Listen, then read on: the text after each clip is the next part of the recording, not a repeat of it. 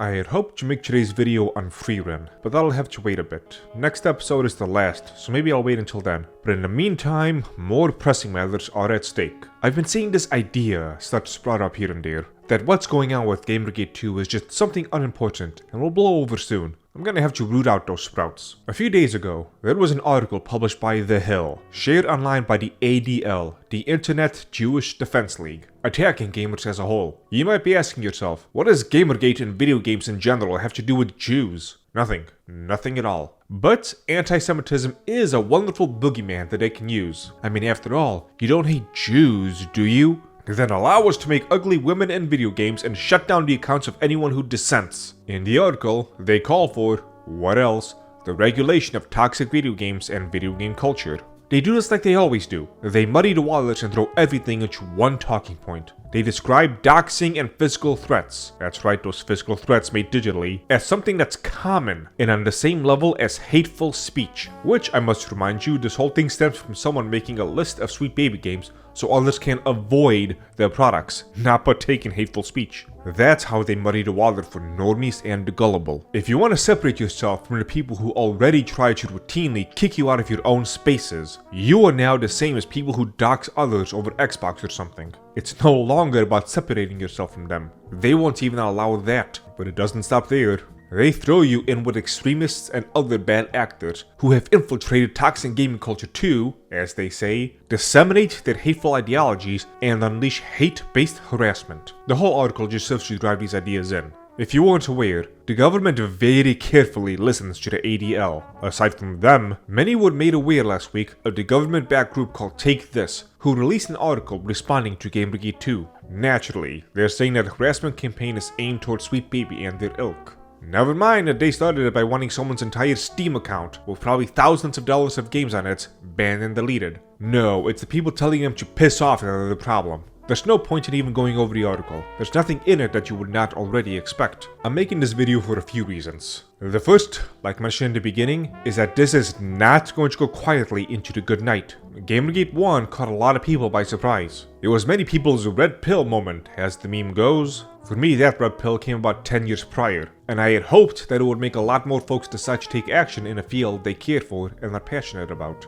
I eventually became, let's say, disenchanted with the response. One side made memes and had a laugh, the other side overtook your beloved institutions, and here we are again. And this is the real crux of why I'm making this video. While I'm not saying that it's now only time for serious business mode, the memes must stop. I am saying that more is going to need to be done. And the first part is to stop dancing to their tune. The way they control the narrative is not by some back and forth. That goes nowhere. You've seen it a million times before. They do something. A YouTuber like The Quality will make a video, read an article or some tweets, collect a paycheck, rinse and repeat the next day. Every YouTube commentator will be more than happy to give some grand old speech about how they will never bow down to the mob. In reality, they don't actually bow, but they do slither away. And it's not these people, the sweet baby folks, that they slither away from. It's the normies. Let me explain. They throw every label in the book at you. Racist, sexist, every form of phobic.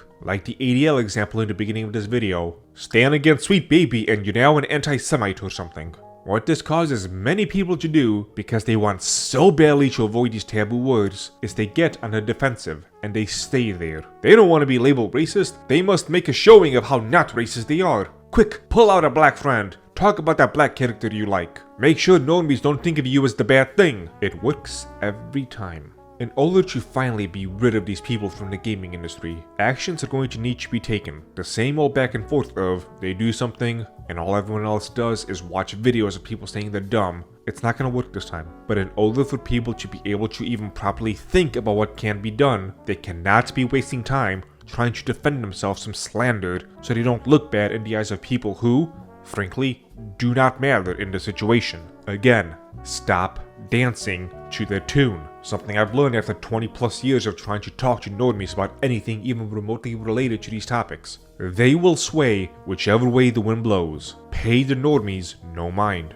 If anything, belittle them, because it tends to be normies who buy the same FIFA game every year and pay thousands of dollars in microtransactions. And they do this every single time. And it should be mentioned, one of the reasons they keep bowing to the Sweet Baby ilk is because they get belittled if they don't. something that will need to be done. Is everyone in the industry that's choosing to side with Sweet Baby? Well, a new curation list will need to be made, and this new curation list will need to be spread far and wide to let all current and future developers know by no means should you ever hire these people.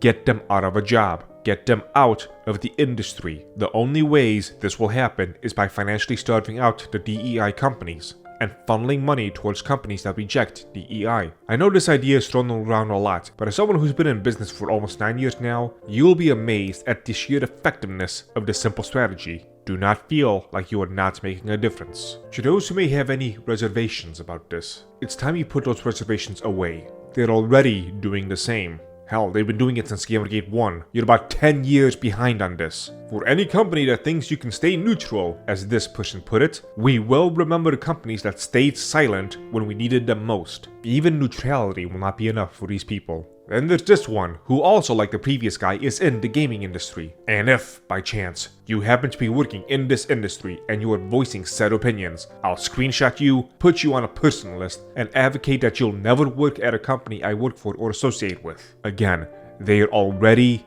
doing it. They have been doing it. The few, and man do I mean few, people who are not part of the cult who make video games have suffered enough from this. Hell, if you think of so much as not agreeing with Sweet Baby, the cancel mob will still come for you, like they are trying to do with Osmongold, trying to get him pulled from Dragon's Dogma 2, calling him all the horrible things you can think of. You either bend the knee, get cancelled, or fight back. Gatekeeping is not enough anymore. We need to find these kinds of people who have already made their way inside the gates and toss them over the walls. I've called for these actions, but I'm minuscule on Twitter, a nobody. So my voice does not have much sway, but maybe with enough others saying the same thing, someone of importance can also step up and start doing these things. And if someone does, I will be more than happy to do my part and look for these people to help fill this list out. Again, you either bend the knee, get cancelled, or fight back.